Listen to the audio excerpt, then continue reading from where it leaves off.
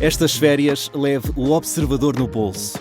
Na praia, no campo ou entre viagens, acompanhe toda a atualidade sem limites. Assine com 40€ de desconto e habilite-se a ganhar uma estadia de 2 noites num dos hotéis boutique da Small Portuguese Hotels. Este verão, desligue da rotina, não da informação. Assine em observador.pt.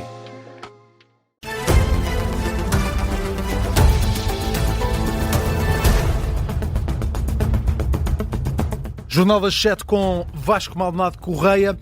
Em destaque, Vasco, o Primeiro-Ministro anuncia o reforço do controle fronteiriço terrestre e marítimo no sul do país. Uma resposta à crise migratória em Ceuta, em declarações aos jornalistas há instantes em Vila do Conde. Luís Montenegro prometeu uma maior presença das forças de autoridade no terreno, mas para já rejeita suspender os acordos do espaço Schengen, como estão a pedir vários países na Europa e também o partido Chega. Creio que não há razão para podermos tomar nenhuma medida de suspensão das regras do espaço Schengen, mas há razões para podermos reforçar a presença das forças da autoridade no controle de fronteiras, nomeadamente aquelas que estão mais próximas deste acontecimento. Estamos a referir-nos, portanto, ao sul do país. Isso nós faremos, é aquilo que nos parece mais adequado. É o que diz o Primeiro-Ministro, que lamenta também profundamente o que se está a passar em Ceuta, responsabiliza a entrada desregulada de imigrantes na Europa pelo que está a acontecer. Acabamos de ouvir o Primeiro-Ministro e recebemos agora, em direto, nesta edição das 7, o Ministro dos Negócios Estrangeiros, Paulo Rangel. Sr. Ministro, muito obrigado pela disponibilidade, antes de mais. Sim, muito boa tarde. Há pouco, eu creio que eu ouvi referir à SIC que a situação em Ceuta parece já estar controlada, mas ouvimos também o Primeiro-Ministro anunciar o reforço do controle das fronteiras em Portugal.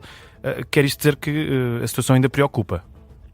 Não, repare, o que eu queria deixar muito claro é que, evidentemente, não pode haver relaxamento nos controlos. Portanto, isso é uma questão que é evidente do meu ponto de vista. Por isso, nós fomos os primeiros, não outros países, a dizer que as nossas polícias, especialmente a GNR e a Polícia Marítima, estavam em perfeita comunicação permanente com as autoridades espanholas. Eu, aliás, ontem, desde a primeira hora, que estive em contacto com o meu homólogo José Manuel Albares. De resto, foi-nos sempre dada muita informação detalhada pelo governo espanhol. Também falei hoje, logo de manhã, com o meu homólogo marroquino. E, portanto, obviamente que, ao dizermos que há uma articulação especial que normalmente não existe entre os nossos corpos de polícia e os corpos espanhóis, quer dizer que, obviamente, há uma atenção especial. Mas, sinceramente, neste caso, não há, neste momento, um risco efetivo de estes migrantes que passaram ilegalmente a fronteira em Ceuta virem para território continental europeu, não é? Porque eles estão no continente africano. Neste momento, o exército espanhol, e com uma colaboração muito forte das autoridades marroquinas, está a controlar. Portanto, não há nenhuma saída de Ceuta, seja por mar, seja por terra, por ar, que se registre. E, portanto, nesse sentido, não há nenhuma possibilidade destas pessoas poderem vir para o continente europeu e, portanto, o risco, digamos, de haver aqui uma importação de imigração ilegal, neste momento, não existe. Isto não significa que esta ação, que esta crise migratória não seja muito grave.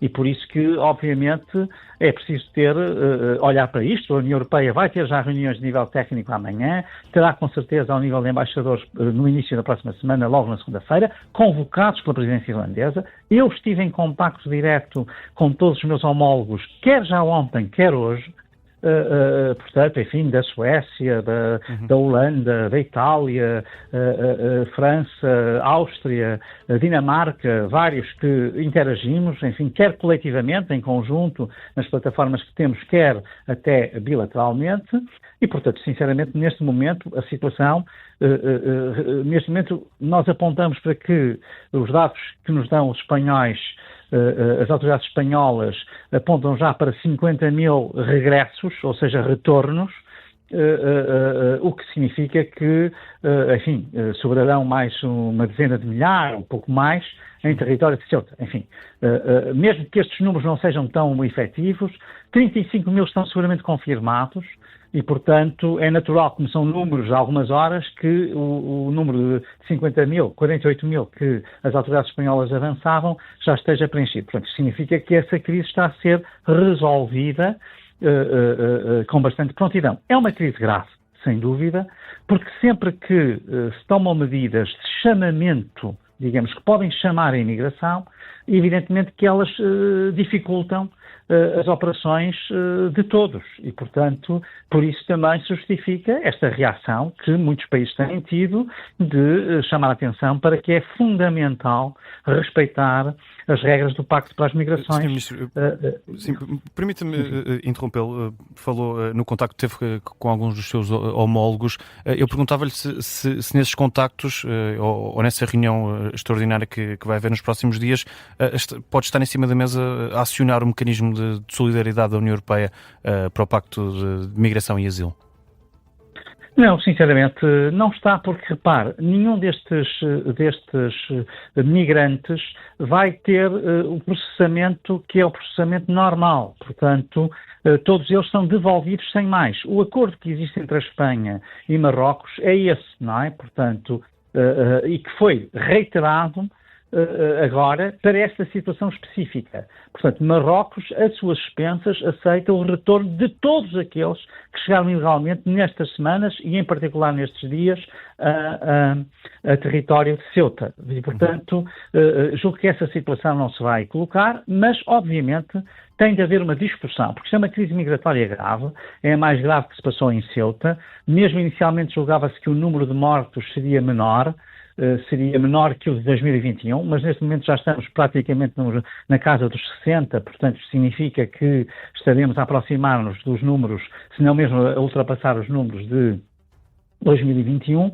Portanto, é uma crise migratória muito grave, com efeitos, por exemplo, no caso de Ceuta, de ter que fechar todos os negócios, porque, evidentemente, é uma cidade de 80 mil pessoas, se ela recebe 60 mil pessoas praticamente em 2, 3 dias, isto, evidentemente, que torna impossível a vida dentro da própria cidade, porque estas pessoas têm de comer, têm de dormir, têm de se alimentar e, portanto, teriam que usar todas as infraestruturas que não estão minimamente preparadas para isso e que, obviamente, com grande prejuízo das populações locais. Portanto, isto é só para explicar que evidentemente que existe aqui uma política que tem de ser reforçada no caso das migrações. Portanto, quando nós falamos no reforço dos controlos, quando nós falamos em reuniões a nível europeu, é porque, obviamente, e isso está no nosso comunicado da hora do almoço de hoje, ou enfim, até um pouco antes da hora do almoço, em que se diz que tem que haver um controle muito rigoroso das fronteiras. E isso, obviamente, também será debatido com a Espanha, evidentemente.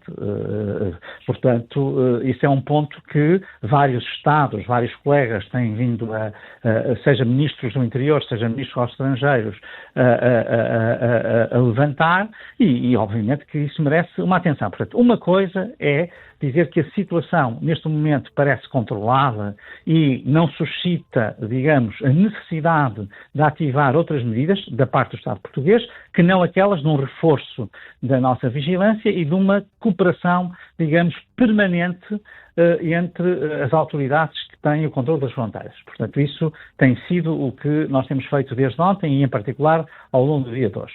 Como, aliás, o Sr. Primeiro-Ministro não deixou de referir.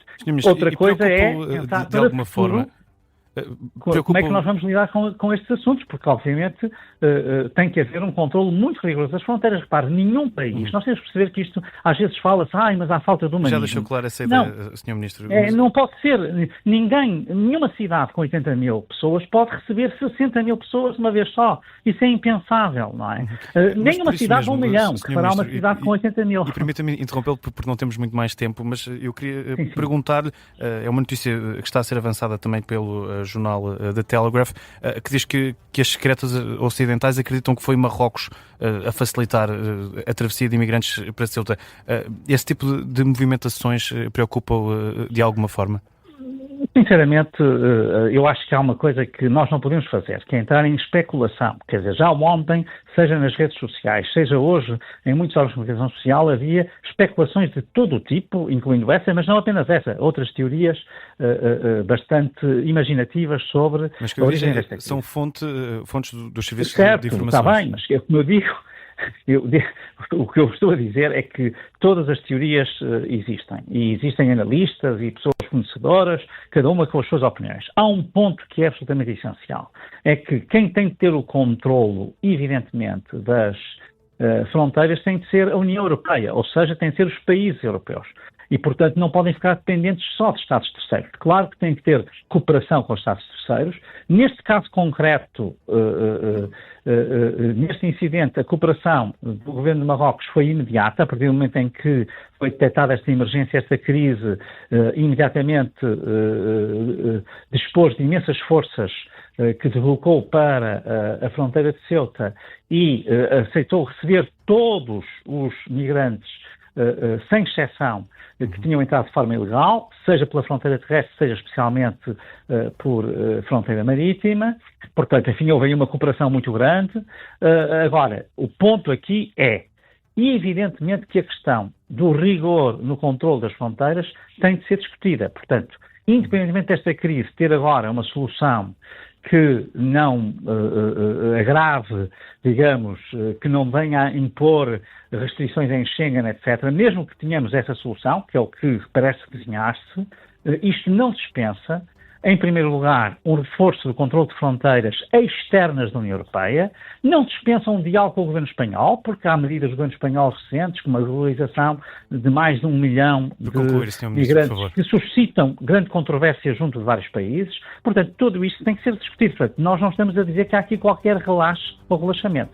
Estamos a dizer que há um controle da situação que, para já, a figura prudente haver um reforço, mas não necessariamente, não sendo necessário uma restrição em Schengen. Mas não temos de terminar, Sr. Ministro. Obrigado. Infelizmente o nosso tempo é escasso, Sr. Ministro. Obrigado pela disponibilidade para falar com o Rádio Observador. Estamos com isto ao final do nosso jornal, conduzido pelo Vasco Maldonado Correia. Outras notícias em destaque daqui a pouco às 7h30 e há nova edição também das notícias às 8 com o Vasco Maldonado Correia.